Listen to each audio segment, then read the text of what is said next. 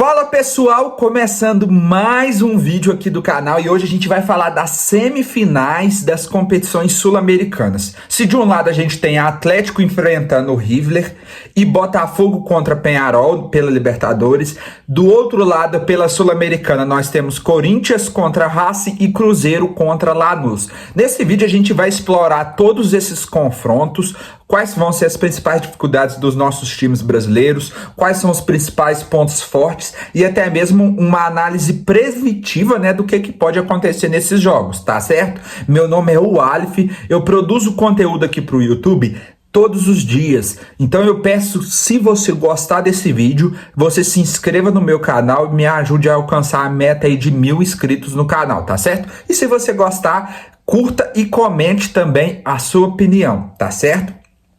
Eu quero começar analisando os jogos da Sul-Americana.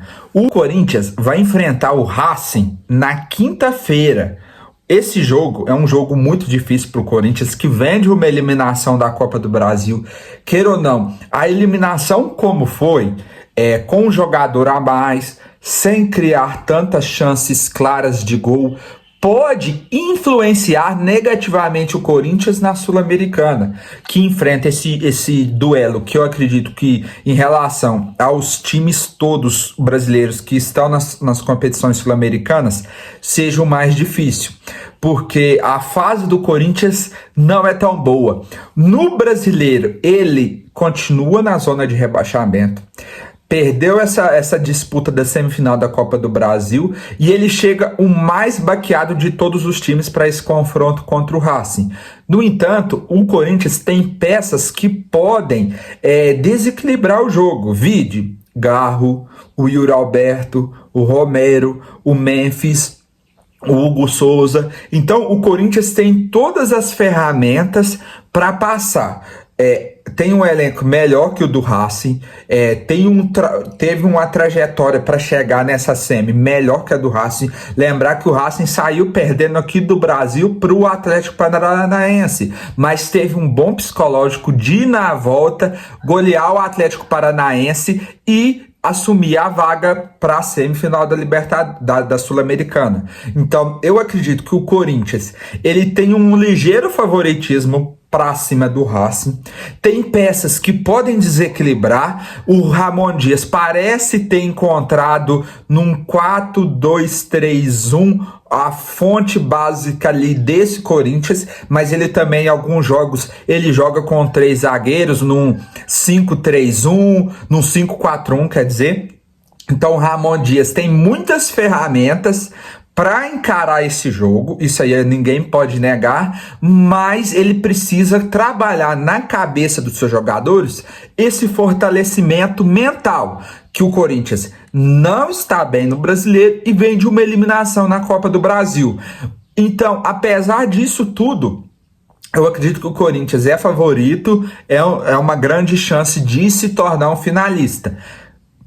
Ajeitar o elenco, ajeitar a formação e com uma proposta muito clara de no Brasil fazer um grande resultado no campo do Itaquera e com esse resultado grande segurar lá na Argentina e enfrentar uma disputa mais tranquila. E o que acontece? Dependendo desse resultado para o Corinthians, pode ser muito importante para participar da Copa do Brasil do ano que vem. Porque como o Corinthians ficou muito mal posicionado no Campeonato Paulista desse ano, 2024, ele não ganhou a vaga na Copa do Brasil pelo Campeonato Paulista. Ele não vai ganhar a competição, ele não vai ganhar a vaga na Copa do Brasil pelo Brasileiro, então só sobra para o Corinthians disputar a Copa do Brasil de 2025, ganhar a Sul-Americana. Então, além de tudo que envolve essa competição, que a gente sabe que é muito importante para os times financeiramente, porque de todas as competições, a premiação da Copa do Brasil é a maior, o Corinthians, então, tem esse dever, essa obrigação de ganhar a Sula. em segundo momento, porque nada disso adianta ganhar a Sula, participar da Copa do Brasil e cair para a Série B. Então eu acredito que o Corinthians é o favorito. Vamos ver o resultado desse primeiro jogo em Itaquera e também pensando também na dificuldade dos jogos que o Corinthians vai enfrentar no Brasileiro. Vídeo que depois do segundo jogo a gente tem derby, Corinthians e Palmeiras. E eu acredito que o Corinthians é favorito, mas a prioridade do time tem de ser o Campeonato Brasileiro. Não existe ganhar a Sul-Americana e cair. Não existe ganhar a Sul-Americana, participar da Copa do Brasil ano que vem e tá na Série B. Não adianta nada. Vai ser um fracasso o ano da mesma forma. Então o Corinthians tem a obrigação de ganhar a Sula para conquistar a vaga na Copa do Brasil e tem a obrigação de permanecer na Série A, tá certo? É o favorito na minha opinião. Qual que é a sua opinião sobre isso? Você concorda comigo que entre Racing e Corinthians, o Corinthians é o favorito? Do outro lado da semifinal, nós temos Cruzeiro contra Lanús, o primeiro jogo no Mineirão, quarta-feira. O Cruzeiro vem de uma fase não tão boa pelo Campeonato Brasileiro, 3 vitórias nos últimos 15 jogos. O Diniz chegou, por enquanto ainda não venceu, tá com 25% de aproveitamento. O Diniz, 3 vitórias e 1 derrota. Então é muito importante que o Cruzeiro se ganhe e classifique para a final. Por quê? Primeiro, vai reforçar o anímico do time, que mesmo que perca a final da Sul-Americana, vai trabalhar ali no Brasileiro para recuperar forças para lutar para uma pré-Libertadores. E também é um time muito superior ao Lanús. O Lanús hoje é um dos piores retrospectos do campeonato argentino.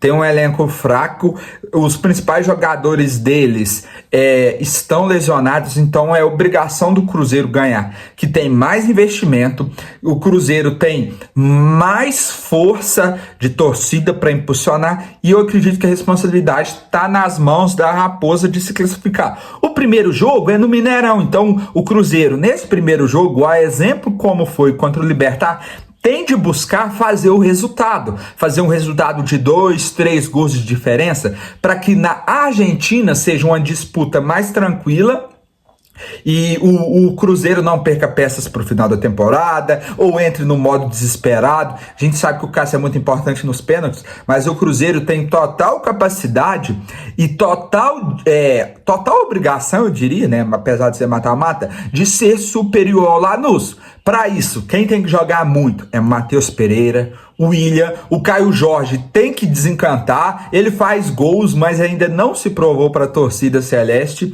e o Verón também, que parece ser uma das principais peças ofensivas desse Cruzeiro. Então é muito importante, lembrando que a baixa já confirmada para o Cruzeiro é do Romero, o capitão, o volante, e a gente não sabe ainda quem pode voltar, se o Mateuzinho pode voltar, Vitinho, Japa, que são peças muito importantes para esse meio de campo. E a defesa ainda tem a dúvida dos 3 zagueiros quem vai jogar, se é o Zé Ivaldo, o Villalba ou o João Marcelo. E no gol, não tem nem dúvida que é o Cássio, né? Inclusive, numa eventual disputa de pênaltis, é um sonho ter o Cássio, né? Um grande pegador de pênaltis. Então, essa é a minha opinião. O Cruzeiro favorito tem a obrigação de, no primeiro jogo, criar uma vantagem, se recuperar. Já tá na hora do Diniz assumir, né, as vitórias. São 4 jogos já, com esses 5, e até agora nenhuma vitória. 3 empates e 1 derrota. Então, eu acredito que a final da Sul-Americana pode ser entre Cruzeiro e Corinthians. E aí, vamos ver quem chega melhor lá. E eu acho que, no quesito de momentos, os 2 momentos são bem parecidos. De elenco, parece que os 2 elencos são bem parecidos. Os 2 têm um 10 muito desequilibrante, Garro e Matheus Pereira. Os 2 têm centroavantes questionados, Caio Jorge e o Roberto. Os 2 têm grandes goleiros, Hugo e Cássio. Então, acredito que vai ser um jogo muito equilibrado, se essa for a final, tá certo? Falando agora da Libertadores, de um lado a gente tem Botafogo contra Peñarol. Eu já cansei de falar aqui no meu canal que o Peñarol, ele conseguiu um feito muito grande em cima do Flamengo, conquistando a vitória lá no Maracanã e segurando lá no Uruguai. No entanto, não tem como a gente negar que hoje o Botafogo apresenta o melhor futebol do Brasil e, consequentemente, o melhor futebol da América do Sul como um todo. Por quê? O Arthur Jorge, ele sabe montar o time para propor jogo, para sair em transição, para se defender, para atacar. Então, e fora as peças que o Botafogo tem que são de muita qualidade. Vídeo, Luiz Henrique, Savarino, Almada, Igor Jesus, Tiquinho, o Eduardo voltando, o Matheus, qual que é o nome dele? Esqueci. O Matheus, que é um meio atacante muito bom também. Então, o Botafogo tem muitas peças e, por isso, ele é o favorito desse confronto. No entanto, ele não pode cometer o mesmo defeito que o Flamengo cometeu. Qual que foi o defeito que fez com que o Flamengo fosse eliminado? Entrar no campo de salto alto. Então ele tomou um gol numa transição e depois disso não existiu mais jogo. Foi bem no início do primeiro tempo, esse gol que o Flamengo tomou aqui no Maracanã. E teve mais 3 tempos, onde não aconteceu futebol, onde o Flamengo não conseguiu pressionar. Tudo porque ele teve uma fraqueza defensiva no começo do jogo. O Botafogo tem que entrar com toda a energia, a expectativa e a concentração para vencer essa disputa, que é muito importante para o Botafogo, porque apesar dele ser líder no Brasileiro, a gente sabe que o Palmeiras chegou, então um título da Libertadores seria muito importante para o Botafogo e, na minha opinião, faria muito bem ao Glorioso. Tá certo? Eu acredito que o Botafogo, então, é o favorito, tem mais peças desequilibrantes. O Peñarol vai vir fechado para o Rio de Janeiro e vai ficar fechado lá no Uruguai também. Ele vai jogar por uma bola. O Botafogo tem que entender isso, tem que pensar nisso, não abrir possibilidade para transições ofensivas do Peñarol, não abrir possibilidades de contra-ataque. O Botafogo ganhar, ele tem que fazer o resultado e ter calma, ter tranquilidade, não deixar o Peñarol jogar e ter maldade no sentido de interpretar o momento do jogo de atacar, do momento do jogo de pausar um pouco, de acalmar, momento de catimbar, fingir lesão. Isso é Libertadores. Infelizmente o Botafogo não tem essa ginga, né? Que por falta de experiência, tanto do time como dos jogadores. Mas no papel, o Botafogo é favorito. Vamos ver dentro de campo como que isso vai acontecer. Tá certo?